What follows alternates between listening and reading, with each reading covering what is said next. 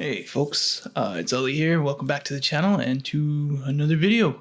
Today I want to talk about a book by Kristen Meinzer. It's called So You Want to Start a Podcast.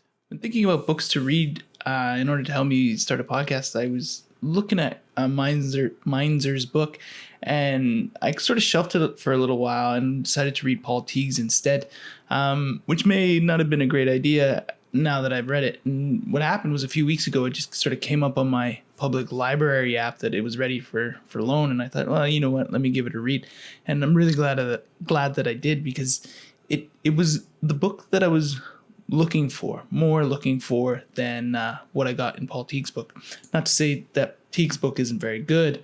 It's actually got a lot of great ideas in it, but I think this book was more in line with what I was looking for. And, I'm not going to share details about the whole book because, you should go out and read it, but there are one or two passages that I'd really like to hone in on and talk to. And I'd also like to speak about her writing style and how that helped me get through the book. Right off the bat, she comes out and says that this is not going to be a technical guide, which I really appreciated. She says, I'm talking art, I'm talking heart, I'm talking craft. I'm talking about the stuff that most handbooks and blog entries and listicles don't cover. And I think she's right in that sense, in that she is covering the storytelling side of podcasting, which is the piece that I was really looking for. And throughout the book, she really does stick to that. In chapter 9, she writes, and this gets to an important point for every podcaster out there, regardless of what kind of script you're writing.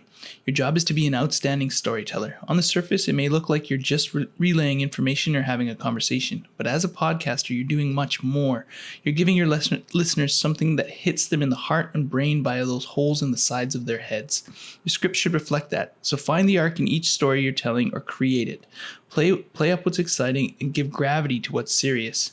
Make things come alive. And I think that was one of the passages that really stuck out for me in this, because that's the problem I'm having with podcasting or starting a podcast, is that I don't know how to tell my story properly. Now, I have the story idea in my head, and I know what I want to do with it, and I have the themes, and I have titles, and I have all sorts of things mapped out, but what I don't have is that story. And, this book helped me sort of realize that I need to focus more on that.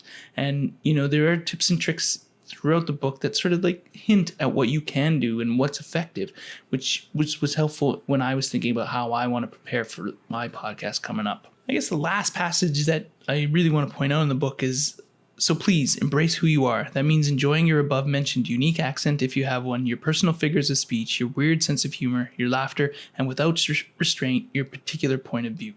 Right? And I think that's what makes the podcast yours.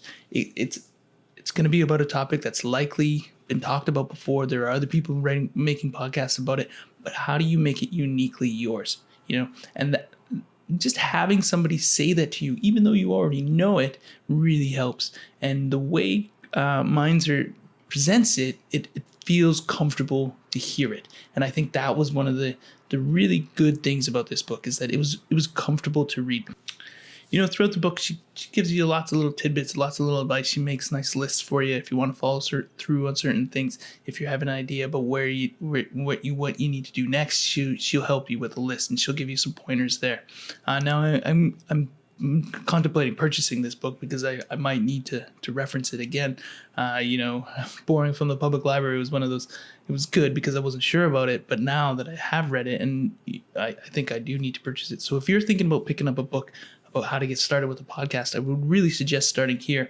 Like she says, all the technical stuff can be found elsewhere. What people really need is a guide on how to tell a good story and how to tell a good story through podcasting. Right on.